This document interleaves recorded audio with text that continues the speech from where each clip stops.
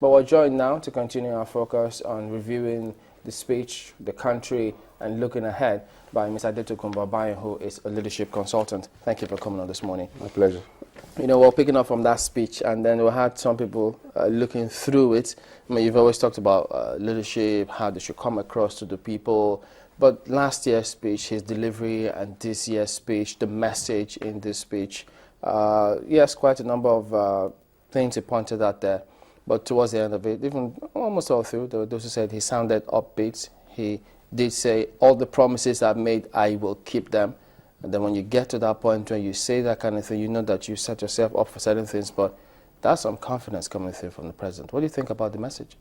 I don't know. I think one of the challenges I have in listening to messages, and I am not critical of the president because he's not alone in that area, is that I have come to the conclusion that we seem to think that what we say is more important than what we get outside there. There seems to be a belief in Nigeria, which I've observed, especially Nigerians in positions of authority, that we're not allowed to say, in quote, negative things. We're not allowed to admit where there are fallings. And our attitude seems to be, the more we say it's not so, then the more it is. I mean, I'm just giving an example. The president says he will keep his promises. And we're talking about, I'm trying to figure out how many promises he intends to keep in the next 7 months, because if he doesn't win an election next year, which is, I mean, I'm not saying he won't, but his promises, the time he has now to keep his promises is 7 months, fundamentally. By the time he wins another election, it's another set of promises we're looking at.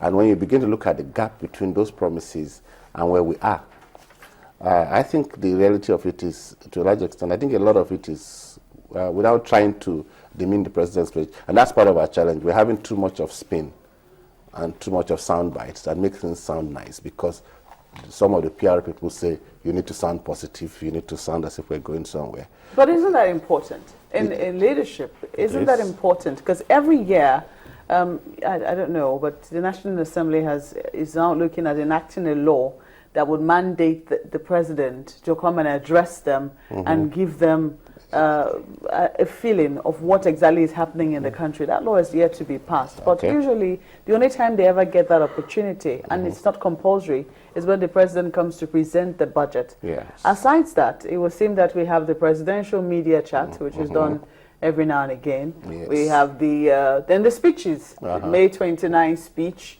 the October 1 speech, sometimes a January 1st speech. Yes. And usually that is all Nigerians get in terms of, you know, having a feeling of what is going on in government. How important is the speech? No, it's very important. I mean, I'm not demeaning that the speech is important. The speech is important. But my point is basically, like, I think they should have a State of the Union address like they have in the US. But a State of the Union address should do a number of things. If I make a promise to you, for example, part of what makes my address have meaning for you is the credibility behind the address. For example, if I walk in and I say to you, Makwe, I'm about to give you ₦1 billion, and you're not sure there's ₦1 million in my account, that positivity becomes hollow. Because when you go check in my account, I can't back up what I just said, basically. Now, what we need to do is, yes, Napoleon said, a leader is a dealer in hope. So you need to maintain the hope of what can be and what can become. But you also need to create a platform that this is how we are getting there, this is what we are getting there, and this is what I am hoping to do together with you, fundamentally. We have a problem sometimes in Nigeria where we assume that the man at the top has all the powers to make the changes that the nation needs. That's not true. Actually, the reality of it, which is my thinking, is that if the man at the top is able to mobilize the entire people to agree with him to move in a direction, you have a greater chance of achieving whatever you want to achieve than if the man at the top says, for example, I'm going to get you roads, I'm going to get you hospitals. In practice, there is a limit to the number of roads and hospitals and whatever it is, this infrastructure that the man at the top is going to produce. There's a limit. It's our resources, no resources. Economics says fundamentally we're studying human behavior in relation to scarce resources and unlimited needs. There's always going to be more than the resources can afford. Now, the secret in many of the nations that have been successful has been not so much in their ability to make promises and say, we will deliver on this, but in the ability to mobilize the people to move in a direction, because all of us are much more effective than one of us, however powerful that one of us is. So the speeches are fine. But my challenge is that, I was listening to Kabiyesi talking earlier on, and he was talking about the disconnect. My challenge is that when the speeches are made, for example, okay, let me give you a classic example in communication. One of the first things you want to do, and I'm glad the president is making these speeches, and it's necessary for them to be made, although every president has made them. But one of the disconnects that there is in our communication is, first of all, question number one in a man communicating, he wants to ask, what is the purpose of my communication? What am I trying to get the people to buy into? I'm not just talking to them as a man speaking from Mount Olympus. I'm talking to them as somebody who needs, the nation is actually not the president, the nation is all of us. And what we've done is we've given him the levels of reins of power to help us move us in a direction. And if our presidents, not just the president, and because everybody thinks I'm taking on the president, even our governors, Kabiyesi was talking to local government chairman, if they would move us from this, what I don't know how to describe it, this patriarchal mode where I control power and I'm helping my children, to the mode where I can't do it if I'm running alone. I need all of us to have an agenda that we're all running towards. I think our nation will move a lot further than where we are going at the moment. You know, if I could attempt to explore a little bit further when you say all of us better than one of us, to the extent that there's a system. There should be a system. We should be focusing on a system. Yes. You look at other climes, you see the bracket of the kind of people who should be maybe the prime minister or the president. You see where they're coming from, the kind of training they're going through, how they're preparing themselves, what they will do, they will put there the next day. Do we have that system here? That's part of our challenge, because we're not addressing the real issues we should be addressing. At the end of the day, we come in with promises of goodies. I hear people talk about the dividends of democracy. The fundamental dividend of democracy is the one we totally miss out. The fundamental dividend of democracy is the participation of the people in their governance. That's the fundamental. There is no nation that provides you perfect answers to all your problems. Not one in the world. But the difference is that when the people say, it was Lao Tzu who said that with the best leaders, when all is done, the people will say we did it ourselves. Now, the best opportunity that democracy should provide, and the number one dividend, is not roads. But roads will be produced as a result of what I'm saying. It's not even hospitals. The best thing democracy should bring about is the feeling of the man on the street that the government is of the people, for the people, and by the people. We had that in the speech. I mean, the president talked about free and fair elections coming here to stay. One of the ways that people feel that they participate in governance, you know, is what happens every 4 years is through the vote.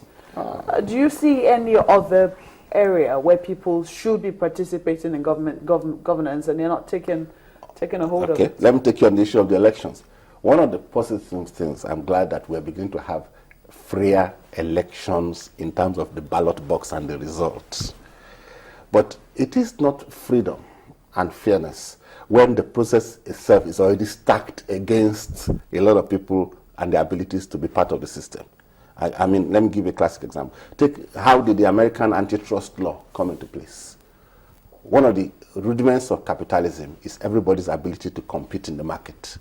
Now, one of the things that they noticed is that if a company like Standard Oil of New Jersey, that was owned by Rockefeller, became so big, owned close to $1 billion in 1900, therefore it meant that everybody else who wanted to enter into the business of oil, they could kill the person, simply, I mean not physically, but kill the business by, if you dropped your oil prices, for example, like British Air did at one stage against Virgin, you dropped the price to match Virgin's price, and with the calculation that British Airways calculated that they could afford 6 months of loss, and then come back after Virgin has gone bankrupt, and increase, this is proven fact, I'm not maligning British Airways, it's in the court case. After Virgin has gone bankrupt, and then they could then afford to increase the prices back to where they wanted to be. And Virgin had to go to court when they got the document, and they got a settlement, which was what settled Virgin Airlines and made them what they became. Now, if you could do that automatically, you take away the level playing field. Once you take away the level playing field, it's no longer, the question is, the world is free and fair. We take away the freedom and the fairness. Because suddenly the process is, okay, we're looking at a case where you're looking at an election tribunal, for example, and thugs are able to walk in and disrupt an election tribunal and beat up the judges. The case is not free and fair, because it therefore means that the man with the highest number of thugs is able to control the judicial system. And once he's controlling the judicial system, you don't have, it's like what Chamberlain said about the system. We need to put systems in place that deal with issues of transparency.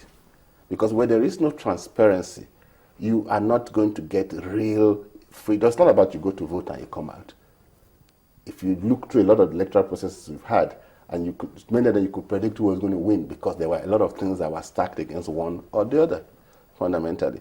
So, President, and I would say this, we have improved our electoral process. Let's not argue that. We are not where we were in 1999. And I have a feeling that if we keep on at the rate we're going, I'm one person who believes that change takes time, especially national change. So I'm not despondent about where we're going.